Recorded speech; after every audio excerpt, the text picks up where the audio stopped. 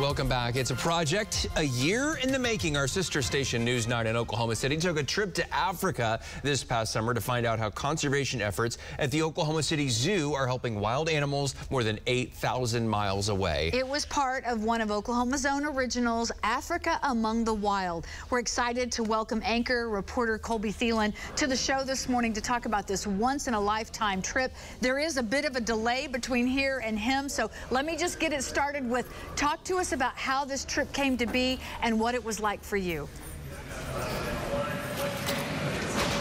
Leah and David, it was really incredible. I think it was last April or so, our news director here in Oklahoma City, Nathan Elliott, called me while I was at home and said, hey, we have this idea about sending you and a photographer out to Africa to document the conservation efforts of the Oklahoma City Zoo, their global partnerships. And he said, you know, I know you got a family, take some time to think about it, get back to me. It took me about 5 minutes. I went and asked my wife and she was like, yes, of course, you have to go. It truly was a once-in-a-lifetime opportunity and one that I was happy to jump at because I don't know where else you get to do this, where you get to take a trip to Tanzania and Rwanda, the two countries that we went to. We were on the ground there for about 13 days. And the idea was to look at, okay, what is happening to the counterparts that you see at the Oklahoma City Zoo or at the Tulsa Zoo? What's happening to their counterparts in the wild? What is the zoo here doing to help those, the partnerships that they have there? So what we did over those 13 days was study some of the organizations. We went with some members of the zoo to look at what's happening on the ground, what are some of the issues that are facing these animals, particularly the rhino, the giraffe. I mean, those are some of the big ones that are in a bad spot right now. And okay, what are they doing here to help this wildlife over there? And over those 13 days, it was truly incredible. We were up close with the wildlife that really you only see in TV, you see in books on the internet sometimes. You know, it was right there outside of your window, just outside of the truck, right up next to you at sometimes. So it was a truly amazing experience and one that I'm so very thankful for and grateful for.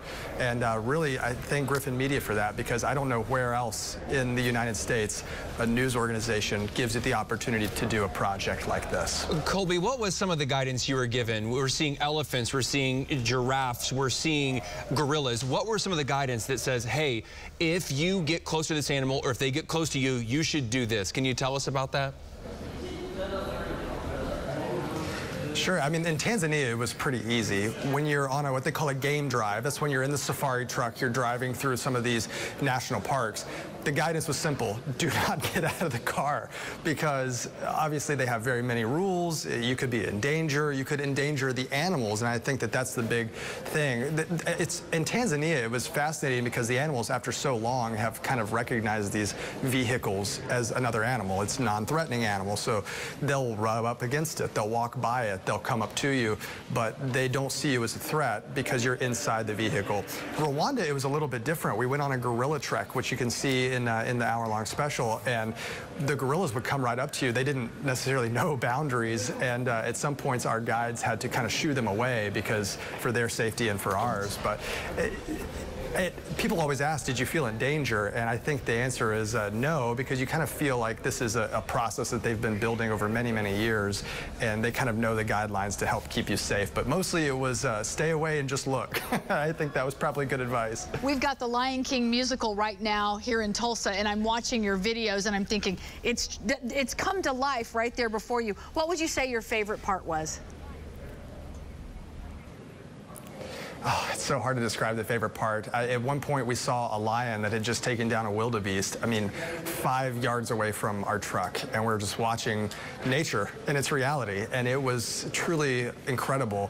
The trek up to the gorillas, we hiked up the volcanoes in Rwanda in order to find this family. They kind of track where they nest and where they are staying at the moment, and then they help guide you up there. I think one of those two moments was truly incredible. It's funny that you said that because when we got back from Africa, the first thing that I said to my wife was, the Lion King got it exactly right. I think that's so true. I mean, the Lion King, after seeing it in reality, was right on. That's awesome. Hey, we appreciate you taking time this morning to share with us, and we really look forward to watching this hour-long special. Yeah, that's going to be up on newson6.com. Make sure to check your app, check your website, and you can watch this hour-long special. Colby Thielen, thank you so much. Great job.